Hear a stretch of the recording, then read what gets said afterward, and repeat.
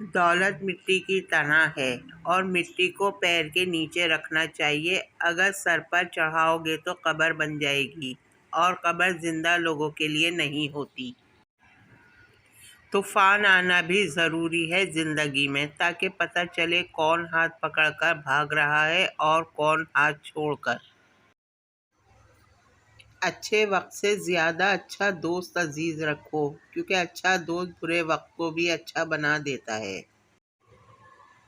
زندگی میں ہم جو چاہتے ہیں وہ آسانی سے نہیں ملتا، لیکن زندگی کا سچ یہ ہے کہ ہم بھی وہی چاہتے ہیں جو آسان نہیں ہوتا۔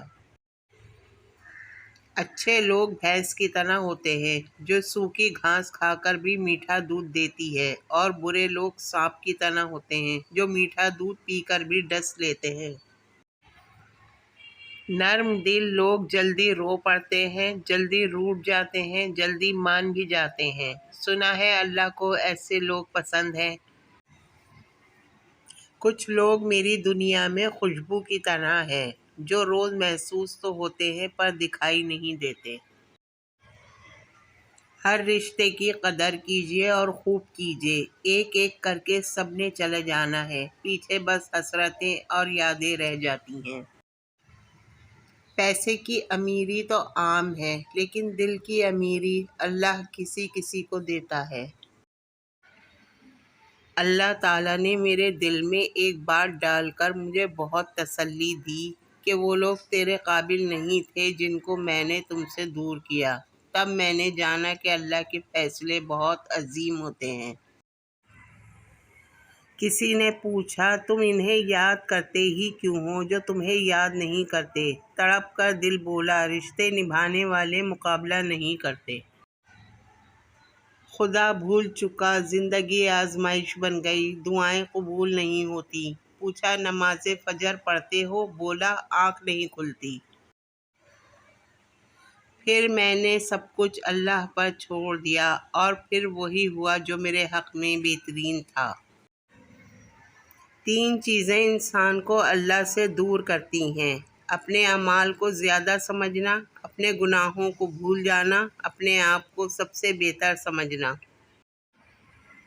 خدا پہ بھروسہ کرتے ہو نا، تو پھر کیوں اپنی قسمت سے ڈرتے ہو؟ یقین رکھو وہ آپ کو لڑکھڑاتا ہوا دیکھ تو رہا ہے، مگر کبھی گرنے نہیں دے گا۔ اگر دنیا میں تمہیں کبھی شدت سے غم ملے تو گھبرانا مت، میرے غم کو یاد کر لینا، تمہارے غموں کا وزن ہلکا ہو جائے گا۔ اللہ تعالیٰ کو زبان اور دل کا سخت ہونا پسند نہیں، اسی لیے اللہ نے ان دونوں کو بغیر ہڈی کے بنایا ہے۔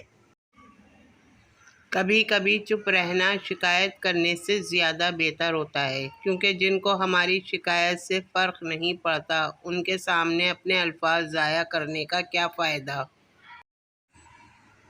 جھانکنے کی بہترین جگہ اپنا گریبان اور رہنے کی صحیح جگہ اپنی اوقات ہے۔